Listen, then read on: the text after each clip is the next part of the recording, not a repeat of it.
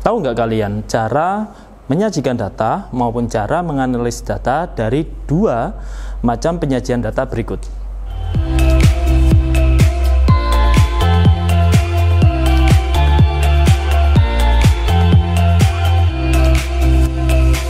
Assalamualaikum warahmatullahi wabarakatuh.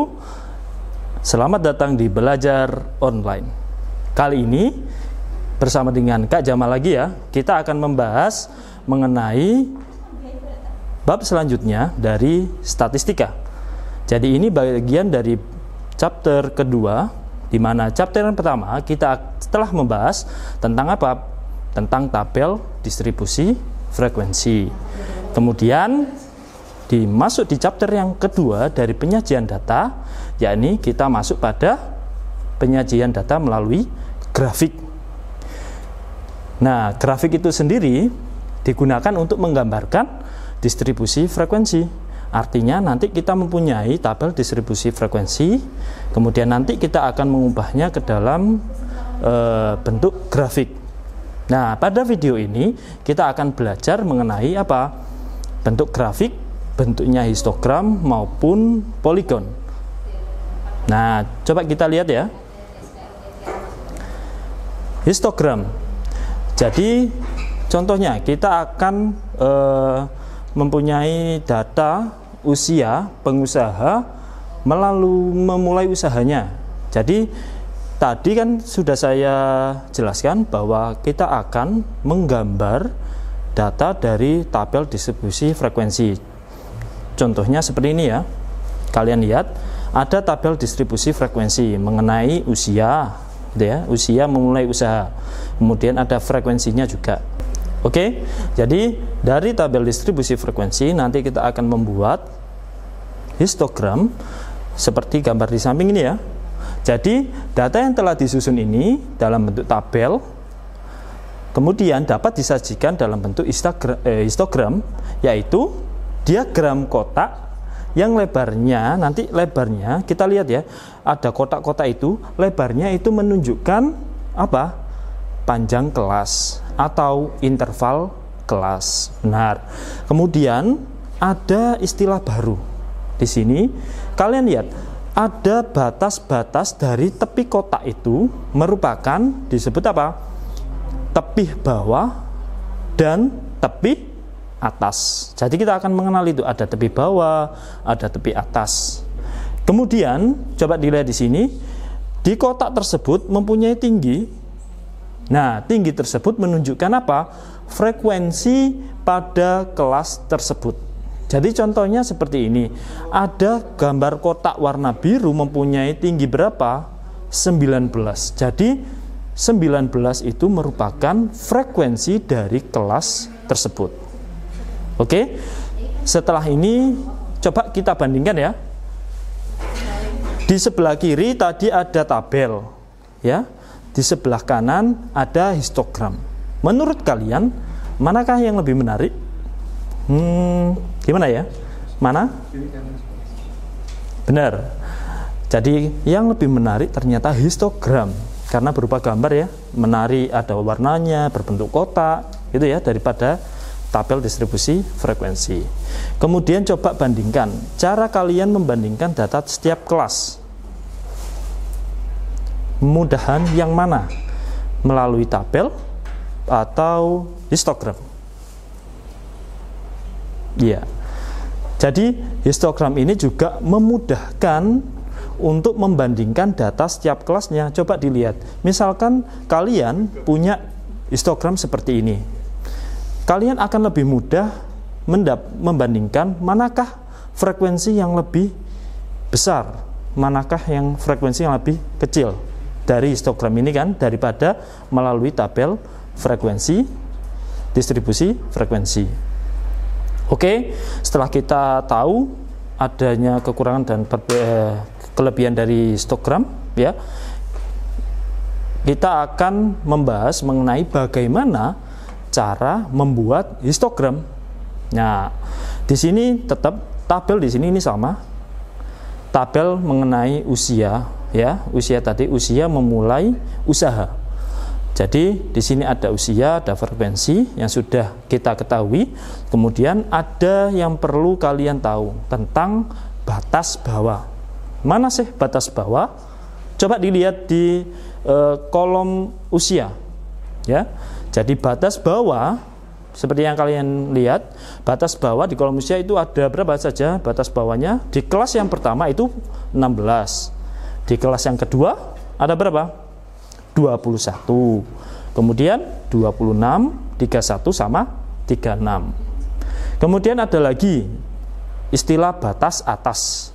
Batas atas itu kita lihat dari kelas tersebut nilai paling tinggi berapa? Coba di kelas pertama nilai tingginya berapa? 20. Kemudian berapa lagi? 25, 30, 35 sama 40. Seperti yang saya kotak itu ya. Nah, kemudian kita yang pertama yakni menentukan tepi kelas. Jadi ada batas kelas, ada tepi kelas. Oke? Itu berbeda. Kalau batas itu kita bisa lihat dari tabelnya. Kalau tepi nanti kita harus mengurangi dan menambah 0,5. Coba kita cari satu persatu. Kita cari tepi kelasnya ya. Yang pertama tepi kelas bawah. Caranya dengan kita memasukkan batas bawah dikurangi 0,5.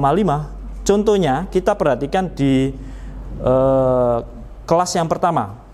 Di kelas yang pertama mempunyai batas bawah berapa? 16. Sehingga tepi kelasnya berapa? Benar, 15,5. Karena apa? Dikurangi 0,5. Kemudian kita akan mencari tepi atas. Caranya bagaimana? Caranya kita memasukkan nilai batas atas ditambah 0,5. Sehingga pada kelas pertama batas atasnya berapa? 20. Kemudian kita tambahkan 0,5 menjadi berapa? 20,5. Nah, itu berkelanjutan sampai kelas yang paling bawah. Kalau kita lihat di kelas yang paling bawah kita dapatkan tapi kelasnya berapa? 35,5 dan berapa? Sampai 40,5. Tahu kan cara mencari tepi kelas itu adalah langkah yang pertama. Setelah kita mendapatkan tepi kelas semuanya, kemudian kita akan menuliskan tepi kelas pada sumbu X. Kita lihat ya, di sini ada sumbu X sama sumbu Y. Jika sumbu X itu nanti akan memperlihatkan usia, jadi nilainya nanti menggambarkan usia, kemudian sumbu Y itu frekuensi. Oke, kita coba menuliskan di situ setiap kelas. Jadi kelas yang pertama kita tuliskan 15,5 gitu ya, sampai 20,5. Jadi kita isi titik-titik seperti titik-titik. 15,5, 20,5, kemudian apa lagi? 25,5, 30,5, 35,5, kemudian yang terakhir 40,5. Ya, kalau kita sudah mengisinya semuanya, tinggal kita menggambarkan setiap frekuensi. Jadi kita membuat kotak yang tingginya sesuai dengan jumlah frekuensi. Kita buat kotak yang pertama. Berapa kelas yang pertama frekuensinya? 19 kan? Maka kita membuat tinggi kotak biru ini 19. Jadi seperti ini ya, 19. Kemudian di kelas yang kedua frekuensinya berapa?